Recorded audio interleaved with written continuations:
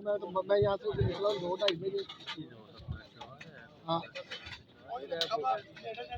आप ले आओ पकड़ के, तुम्हारी मेहरबानी। लगता शायद आपने रात को आना है इसलिए मैं छुप के आ गया। वही तो मैं कह रहा हूँ खबर से जाके ले आओ। हाँ मैं अभी आके आपको दे दूँगा। इमरान साहब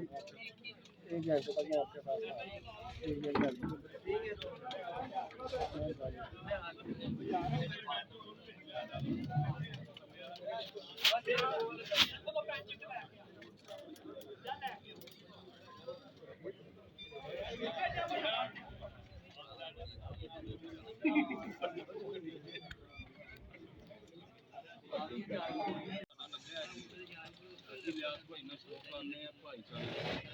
ਇਹਨਾਂ ਨੂੰ ਅਸੀਂ ਜੇਲ੍ਹ ਰੱਖਣਾ ਚਾਹੁੰਦੇ ਆ ਆਪਣੀ ਸਾਥ ਤੋਂ ਦੇਖੋ ਦੇਖੋ ਜੀ ਇਹ ਵੀ ਮੇਰਾ ਰੇਖਾ ਆ ਕੇ ਬੈਠਾ ਹੈ ਤਾਂ ਜੀ ਇਹਨਾਂ ਦਾ ਵੀ ਸਾਥ ਹੈ ਇਹਨਾਂ ਦਾ ਵੀ ਸਾਥ ਲਾ ਲੈਂਦੇ ਆ ਜੇਲ੍ਹ ਲਾ ਲੈਂਦੇ ਇਹਨਾਂ ਦਾ ਵੀ ਸਾਥ ਆਪ ਪਤਾ ਸ਼ੌਂਗੇ ਕਾਕਾ ਜੀ ਦੇਖੋ ਵੀ ਮੇਰਾ ਰੇਖੋ ਇਹ ਨਾ ਕਹੇਗਾ ਕਿ ਮੈਂ ਸਾਥ ਲਾਣ ਆਇਆ ਨਾ ਜੇਲ੍ਹ ਲਾਣ ਮੇਰਾ ਜੇਲ੍ਹ ਹੀ ਉੱਤੋਂ ਲੱਗਾ ਚਲੋ ਦੋਵਾਂ ਨਾ ਹੋ ਜਾਏਗਾ ਨਾ ਸ਼ੌਂਕ ਮੇਰਾ ਕਹਿਣ ਦਾ ਮੈਂ ਕੋਈ ਸਾਜੀ ਸੋਨੀ ਗੱਲ ਕੀਤੀ ਹੈ ਤੁਸੀਂ ਆਏ ਹੋ ਨਾ ਤੇ ਮੰਨਣੀ ਤੇ ਫਿਰ ਸਾਡੀ ਵੀ ਥੋੜੀ ਪੈਣੀ ਹੈ ਨਾ ਬਿਲਕੁਲ उधर मैं पहले आवाज़ दी है जो उन्होंने आवाज़ दी है तो मैं उन्होंने कहा कि यार तेरा साथ ना लगना हो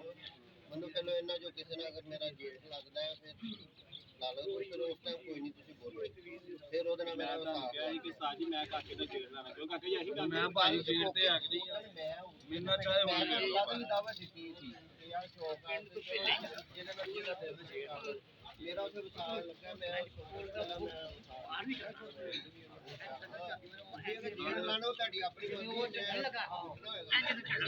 ਨਾਲੇ ਲਿਆਸ ਭਾਈ ਨੇ ਕਿਹਾ ਜਿਹਦਾ ਜੋ ਦਿਲ ਕਰੇਗਾ ਉਹ ਸ਼ੌਂਕ ਕਰਕੇ ਜਾਣਾ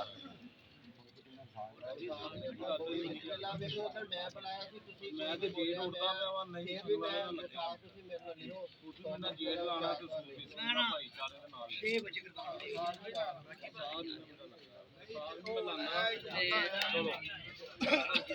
ਅਗਲੀ ਗੱਲ ਕਿ ਇਹ ਵਿਸਾਖ ਮਹੀਨਾ ਜੇਠ ਦੇ ਅਗਲਾ ਮਹੀਨਾ ਪੂਰਾ ਪੈਕੇਜ ਹੈ ਅਗਲੇ ਸਾਲ ਅਗਲੇ ਸਾਲ ਤੇ ਪਤਾ ਨਹੀਂ ਤੁਹਾਡੀ ਜ਼ਿੰਦਗੀ ਤਾਂ ਜਿਹੜੀ ਲੱਗੇ ਕੋਈ ਗੱਲ ਨਹੀਂ ਜਿਹੜਾ ਹੁਣ ਰਵਾ ਜਾ ਰਿਹਾ ਨਾ ਉਹਦੀ ਦਿਲੋਂ ਬੈਠਾ ਮੇਰੀ ਗੱਲ ਜੇਠ ਦੀ ਗੱਲ ਤੁਹਾਡੀ ਖੁਆਇਸ਼ ਆ ਨਾ ਜੇਠ ਲਾਣ ਦੀ ਉਹ ਲਾਣ ਲਿਆ ਉਹਦੀ ਵਿਸਾਖ ਦੀ ਲਾਣ ਲਿਆ ਉਹ ਕਹਿੰਦਾ ਜੇਠ ਮੈਂ ਨਹੀਂ ਲਾਣਾ ਤੇ ਨਾ ਲਾਵੇ ਲੇਕਿਨ ਤੁਸੀਂ ਵਿਸਾਖ ਤੇ ਲਾਓ ਨਾ ਲਾ ਸਾਲ ਤੇ ਕੰਮ ਤੇ ਲਾਣਾ ਜਦੋਂ ਤੁਸੀਂ ਵੀ ਕੱਢੋ ਬਲਕਿ ਚੇਤਰ ਵੀ ਲਾਓ ਰੋਟੀਆਂ 11 ਕਬੂਤਰ ਫਿਕਸ ਉਹ ਸਾਡੀ ਖੁਆਇਸ਼ ਆ ਤੁਸੀਂ ਜਾਏ ਜੇਠ ਲਾਣ ਇਹ ਸਾਡਾ ਅਸੀਂ ਸ਼ੁਰੂ ਤੋਂ ਜੇਠ ਹੀ ਖੇਡਦੇ ਆ ਉਹ ਭਾਈਆਂ ਨਾਲ ਵੀ ਜੇਠ ਖੇਡਿਆ ਸੀ ਇਹਨਾਂ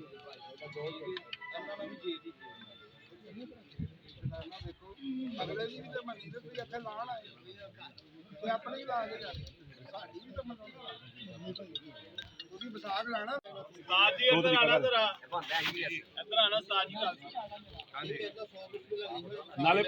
ਪਲਟ ਕੇ ਇਹਨਾਂ ਨੇ ਉੱਧਰ ਆਵਾਜ਼ ਦਿੱਤੀ ਹੈ ਤੇ ਮੈਂ ਕੀ ਤੁਹਾਡੇ ਕੋਲ ਬੈਠਿਆ ਕਹਿ ਕੇ ਕਾਕੇ ਨਾਲ ਮੈਂ ਜੇਲ੍ਹ ਲਾਣਾ ਐਸੀ ਗੱਲ ਮੈਂ ਜੇਲ੍ਹ ਤੇ ਐਗਰੀ ਆ ਮੈਂ ਕਿਹਾ ਹੁਣ ਉਹਨੇ ਵਿਸਾਲ ਲਾਇਆ ਵੀ ਮੇਰਾ ਪਿਆਰਾ ਭਾਈ ਲੱਗਾ ਯਾਰ ਤੁਹਾਡੇ ਹੁੰਦੇ ਲੱਗਾ ਮੈਂ ਕਿਹਨੇ ਲਿਆਂਦੇ ਅੱਛਾ ਇਹ ਵੀ ਤੁਹਾਨੂੰ ਪਤਾ ਕਿ ਜਦੋਂ ਨਵੇਂ ਫਿਰ ਵਿੱਚ ਹੀ ਲਿਆਂਦੇ ਨਵਾਂ ਸ਼ੌਕ ਜਦੋਂ ਤੁਹਾਨੂੰ ਪਤਾ ਸੀ ਨਾ ਗੱਲਬਾਤ ਆਈ ਜੇਠ ਅਗਰ ਤੁਹਾਡਾ ਲੱਗਾ ਹੋਇਆ ਮੈਂ ਅਗਰ ਉਹਨੂੰ ਵਿੱਚ ਹੀ ਨਾ ਲਿਆਂਦੇ ਚਲੋ ਇਹ ਲਈ ਹੋਏ ਮੇਰਾ ਬਾਤ ਜੀ ਓ ਇੱਕ ਮਿੰਟ ਛੱਡੋ ਤੇ ਗੱਲ ਸੁਣੋ ਤੁਹਾਡੀ ਛੱਤ ਬਣੀ ਭਾਈ ਨਵੀਂ ਸਿੱਧੀ ਜਿਹੀ ਗੱਲ ਅਸੂਲ ਦੇ ਮੁਤਾਬਕ ਚਲੋ ਤੁਸੀਂ ਇਹਨਾਂ ਨਾਲ ਪਿਆਰੇ ਉਡਾਓ ਤੁਹਾਡਾ ਬਣਦਾ ਹੈਗਾ ਉਡਾਣਾ ਤੇ ਬਣਾਉਣ ਦਾ ਦੂਜੇ ਮੇਰਾ ਵੀ ਪਹਿਲਾ ਸੀਜ਼ਨ ਹੈ